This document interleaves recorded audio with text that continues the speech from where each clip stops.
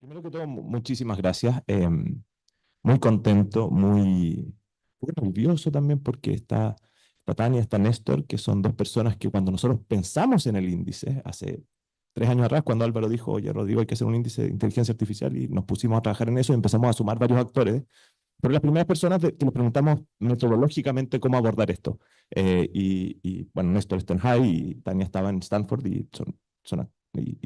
entonces ahora es como una presentación de tesis esto, pues la vez pasada se- hay cierto nerviosismo, pero esta no es esta es la portada. Yo voy a ir parando como para hacer ciertos énfasis, no voy a hablar con el micrófono en mano, pero si no me voy a marear.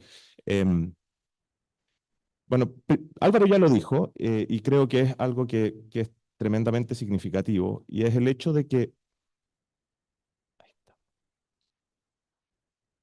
no, y es el hecho de que esta publicación, este proyecto es un proyecto colectivo. Esto no es algo del CENIA, y agradezco los parabienes, pero en verdad el CENIA es una parte eh, que orquestamos más de 300 actores y actrices. Muchos de ustedes están acá, está Lore, está Marianela, está Fran, está Alejandro, de distintos organismos que han hecho, y de a poco hemos ido creando una pequeña comunidad de trabajo que apunta a este objetivo, este partido que estamos jugando. Bueno, hay un partido más importante hoy día en la tarde, pero este es otro partido que también vale la pena.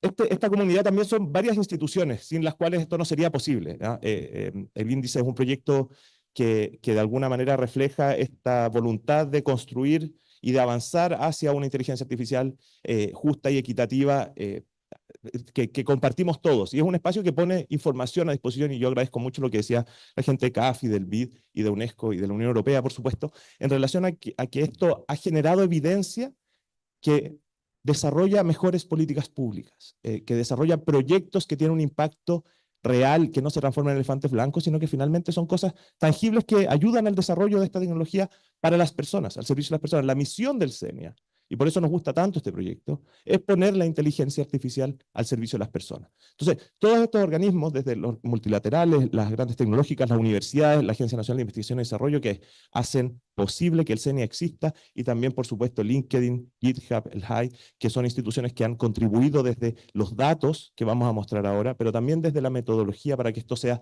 robusto, sea transparente y finalmente tenga la legitimidad que se requiere para poder insumar las decisiones de distintos actores y actrices. Entonces el índice, al igual que el año pasado, tiene 3 dimensiones. Tiene una dimensión de factores habilitantes, investigación, desarrollo, adopción y gobernanza. Cada de estas dimensiones tiene subdimensiones, y además incluimos elementos que no estaban el año pasado. Lo primero es que pusimos casos de éxito de aplicaciones desde distintos puntos de vista, ya sea en gobernanza, en investigación, desarrollo, adopción o en factores habilitantes. La idea de esos casos de éxito es evidenciar ciertas acciones que han sido, valga la redundancia, exitosas, a ver si a partir de un relato más concreto se pueden tomar en otros espacios. Y por otro lado también incluimos ciertos acápites con información súper concreta respecto a ciertos fenómenos que nos parecen que son muy relevantes. En el caso de factores habilitantes lo van a ver, hicimos un doble clic muy profundo en temas de mercado laboral y mundo del trabajo. Si bien eso no insuma con tanto puntaje el índice, sí es parte importante del relato que está ahí. En la parte de investigación y desarrollo, junto con el BID, hicimos una caracterización de la investigación de inteligencia artificial. Nosotros detectamos que hay harta multidisciplina, entonces, ¿cómo se comporta esa multidisciplina? Además, con la GIZ hicimos también una investigación que tiene que ver con las brechas de género que detectamos ahí, y con CAF estamos trabajando un estudio que evidencia la posibilidad de desarrollar centros de investigación como el CENIA u otros a nivel internacional. Y finalmente, en tema de gobernanza, tenemos obviamente la aplicación de la RAM de la UNESCO y el caso de algoritmos éticos que están desarrollando o que viene desarrollando con el BID y la Universidad Adolfo Ibáñez en temas de desarrollo de algoritmos del sector público. Entonces, algunas consideraciones, y esto es muy importante para nosotros decirlo porque esto es finalmente lo que estamos mostrando, y nosotros priorizamos fuentes secundarias, aumentamos varias fuentes de 49 que teníamos el año pasado a 76 este año, y aparte de aumentar las fuentes, también priorizamos fuentes que fuesen auditadas, y ahí nos colaboró mucho el equipo de Salma Jalife de México Digital, que fue una consultoría que hicimos junto con CEPAL.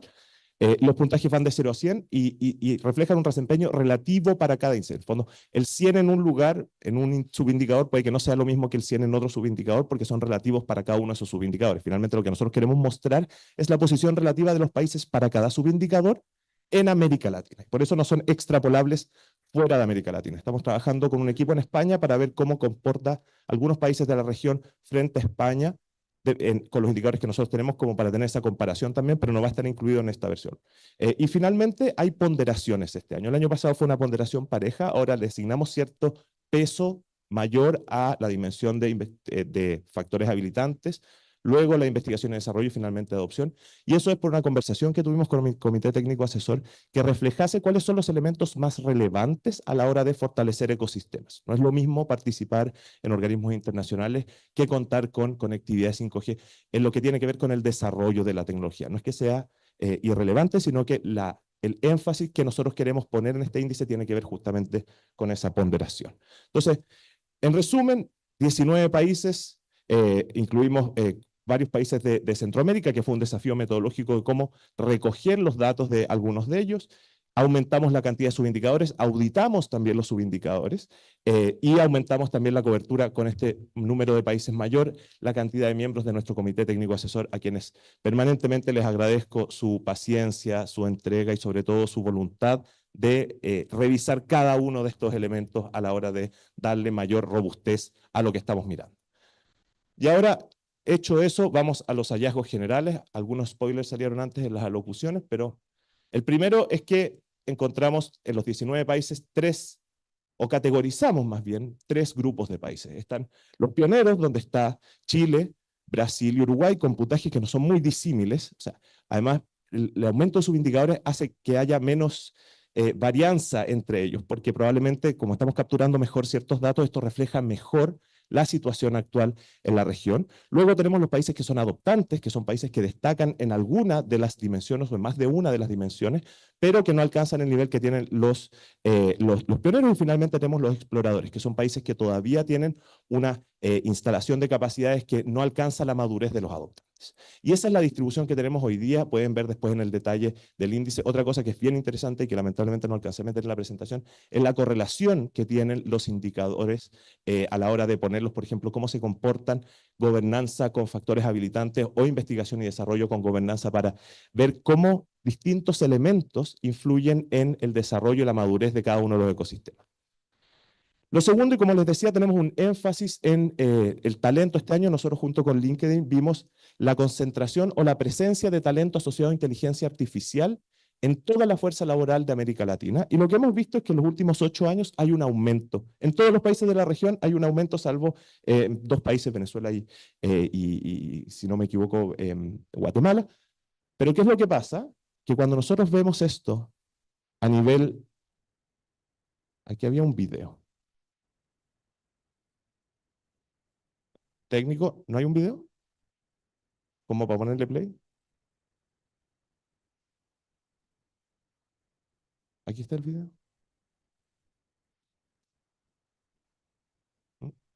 Espérame. Perdona, pero funcionaba en el computador.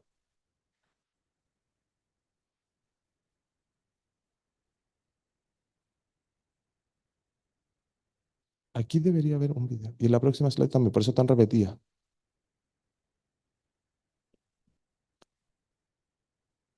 ¿No? Ya, ok. Bueno, lo van a ver después. Pero básicamente lo que pasaba acá es que esto se achataba y quedaba todo plano y aparecían los países que eran como Luxemburgo, Estonia. Y básicamente lo que vemos es que los países de América Latina, si bien han aumentado su penetración relativa de talento en inteligencia artificial, ese aumento no llega siquiera a lo que eran los países del norte global hace 8 años atrás.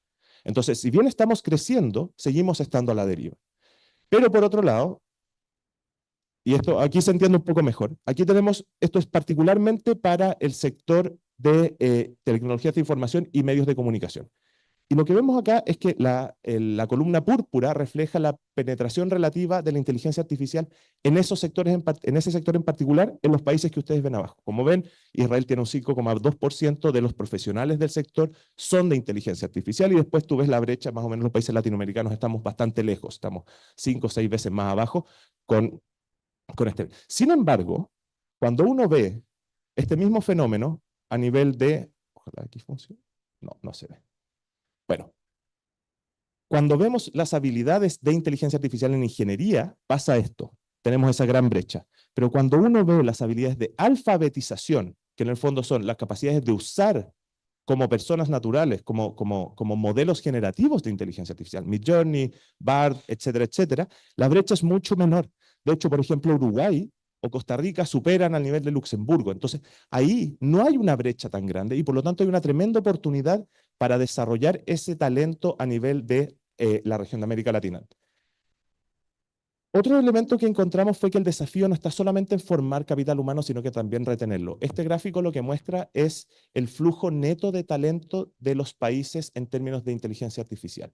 Lo que vemos es que todos los países que están bajo cero, donde están todos los países de la región que pudimos sacar datos, pierden talento anualmente, son exportadores netos de talento. ¿Dónde se van estas personas? Probablemente al norte global, que son los que están sobre el cero, que son importadores netos de talento. Entonces, el desafío no es solamente formar profesionales, ingenieros y doctores en temas de inteligencia artificial, sino que también es cómo logramos generar espacios para que se puedan quedar y se quieran quedar acá. Otro proyecto que es bien interesante que estamos desarrollando junto con la OTIC de la SOFOFA, con el Ministerio del Trabajo y el CENSE, es ver cuál es el impacto que tiene la inteligencia artificial generativa en el mundo del trabajo. Para eso tomamos las 100 profesiones más relevantes a nivel de volumen en Chile solamente. Esto lo pudimos hacer solamente para Chile. Las caracterizamos usando la encuesta Kaizen y las dividimos en cuáles eran las tareas que hacían. Y para cada una de esas tareas vimos si la inteligencia artificial podía tener un impacto positivo, es decir, si podía hacer la tarea que estaba haciendo esa persona con un 50% de probabilidades de bajar el tiempo, o sea, bajaba el tiempo a la mitad y no perdía calidad. Dos hallazgos interesantes acá. Lo primero es que no hay ninguna tarea que sea, o sea, ninguna ocupación que sea totalmente reemplazable por la inteligencia artificial. Ninguna. Y la segunda es cuáles son las ocupaciones que tienen mayor potencial de mejorar esto. El 84% de las tareas que desarrollan los profesionales de la administración pública pueden ser hechas en menos tiempo con la ayuda de la inteligencia artificial generativa. El 72% de las actividades que hacen los profesionales y abogados las pueden hacer mejor en menos tiempo con inteligencia artificial generativa. Y el 70% de las actividades que hacen los profesores de educación básica y media las pueden hacer mejor y en menos tiempo con ayuda de inteligencia artificial generativa. Esto, visto en 100 profesiones, que son 5,6 millones de empleos, más o menos el 60% del mundo del trabajo, si lo logramos puede significar un aporte de 1,2 puntos del PIB anuales adicionales al crecimiento actual que tiene Chile. En una crisis de productividad como la que tenemos en el país, esto es una gran noticia y nosotros estamos trabajando con el Ministerio de Ciencia, con el Ministerio de Trabajo, con otros organismos para generar políticas públicas y acciones que apunten a aprovechar esta oportunidad. Cuando vemos las competencias, y esto también es bien interesante, nosotros vimos cuáles eran las competencias que más habían crecido, cuáles eran las habilidades dentro de la fuerza del trabajo que hacía inteligencia artificial que más crecieron en el año 2023. Y lo interesante es la columna de la izquierda, que es el mundo, y si ustedes se dan cuenta están las cosas que uno podría decir están de moda. Modelos generativos, Large Language Models, Generative Networks, etcétera, etcétera, etcétera. Y si uno ve lo que pasa en América Latina, te encuentras con que son habilidades mucho más asociadas a la revolución que fue de los patrones del Machine Learning. Está Speech Recognition, Pattern Recognition, Unsupervised Learning, Artificial. Entonces, América Latina está aparentemente rezagado, no solamente en términos del talento, sino que también en el tipo de habilidades que estamos adquiriendo. ¿Y esto por qué pasa? Hay varias explicaciones, pero probablemente es porque no somos desarrolladores de la tecnología, somos tomadores de la tecnología todavía, ¿no? Y esto es algo que evidencia justamente la necesidad de desarrollar esas competencias para retener el talento y para que desarrollen nuevas herramientas. Como les decía, hicimos un doble clic en temas de género. Y en temas de género, al igual que tenemos pioneros, adoptantes y exploradores, también identificamos 3 tipos de países. Están los países que tienen una proporción de investigadoras superior al 20%, que son los que están en color verde, y por lo tanto están mejor que el resto de la región.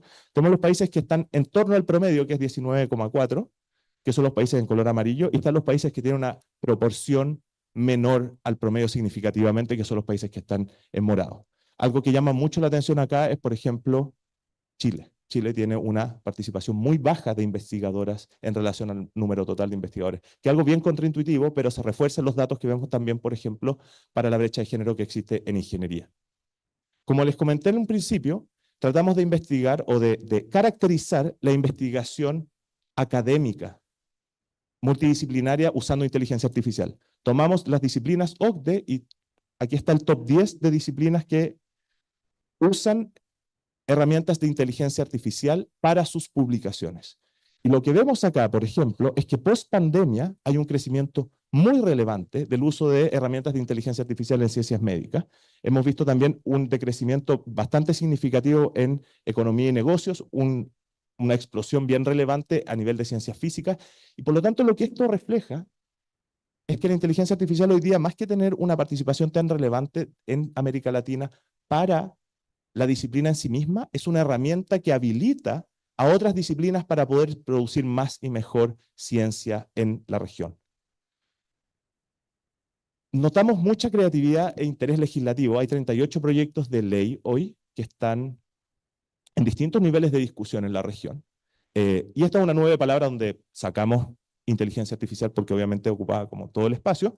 Llama la atención que persona y sistema, o sea, cuando el legislador en América Latina aborda la inteligencia artificial, lo hace desde la perspectiva de un sistema y también de que es una persona. Pero lo más interesante de esto es que de los 38 proyectos de ley, si se dan cuenta, aparte de estas 4 o 5 palabras, el resto son muy divergentes. Y eso significa que no hay una visión común en torno a cómo enfrentar este problema desde el punto de vista legislativo y regulatorio. No hay algo así como una posición latinoamericana de cómo hacernos cargo de este desafío. Y eso es una oportunidad de colaboración conjunta. Otro elemento que es relevante es que no tenemos ni ponis ni unicornios. El ecosistema de startups y empresas que están usando inteligencia artificial hoy día es bastante escuálido. En el índice van a encontrar un listado de las startups y de la inversión de empresas que se está usando inteligencia artificial. Y lo que vemos es que el promedio de la región está en torno a los 10 o 18 puntos para cada uno de ellos. En el caso de las empresas en IA, Brasil lidera por la robustez que tiene. En el caso de las empresas unicornio lo hace Chile, pero eso es por un tema de normalización. Chile tiene 3 unicornios, pero claro, como Brasil tiene más, pero como son más personas, entonces que queda con mejor puntaje.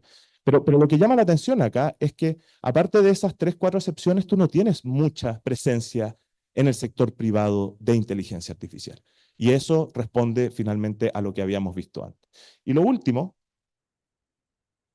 y quizás lo refleja también, y lo decía Álvaro antes, es que cuando uno ve las políticas públicas, cuando uno revisa las estrategias de los países de inteligencia artificial, cuando uno escucha las declaraciones y participa de estos espacios, se da cuenta que hay muchas ganas. Hay mucho interés por la tecnología, pero no hay un sentido de urgencia. Nos estamos dando cuenta, esto le pedí a una inteligencia artificial, que creativo, que hiciera el reloj, el Doomsday Clock, que era esta cosa de cuánto faltaba para el juicio final, pero pensando en inteligencia artificial con colores latinoamericanos en una visión más o menos distópica. Y desde nuestra perspectiva, aquí hay un Doomsday Clock. O sea, hay una tremenda oportunidad en alfabetización, en desarrollo de capacidades, en utilizar los datos que están disponibles, que estamos viendo pasar. Y ese ver pasar probablemente, si no nos hacemos cargo, va a tener las consecuencias que se comentaban antes, que van a aumentar las brechas, que vamos a ser adoptantes de tecnología. Y el mensaje que nosotros queremos transmitir es que acá no hay una receta en el índice, ¿ya? Pero sí hay una buena foto, una foto nítida de dónde está cada uno de los países, cuáles son los desafíos regionales, cuáles son las oportunidades que podemos tomar, ¿no? Y ojalá podamos transformar esas ganas en un sentido de urgencia para hacernos cargo y aprovechar la oportunidad que está pasando delante de nosotros. Y para hacer eso, obviamente, pueden contar con el CENIA. ¿Sí, ¿cierto, Álvaro? Sí. Pueden contar con el CENIA. Así que muchísimas gracias. Ya está abiertos los datos para la transmisión en vivo. Los que quieran, con este QR acceden a la página web. Este año la página web está mucho mejor. Ahí voy a aprovechar mientras hacen esto para darle las gracias a la Cristi, a la Sole y a la Lore, que fueron las personas artífices de que todo esto esté pasando. Les pido también un aplauso personal para ellas tres, porque realmente un lujo. Al Estudio Prosa, Acrónimo y a todos los que han hecho posible que ahora puedan acceder a los datos disponibles. Así que muchísimas gracias. Entiendo que hoy hay un café, así que Ahora viene conversamos en el café.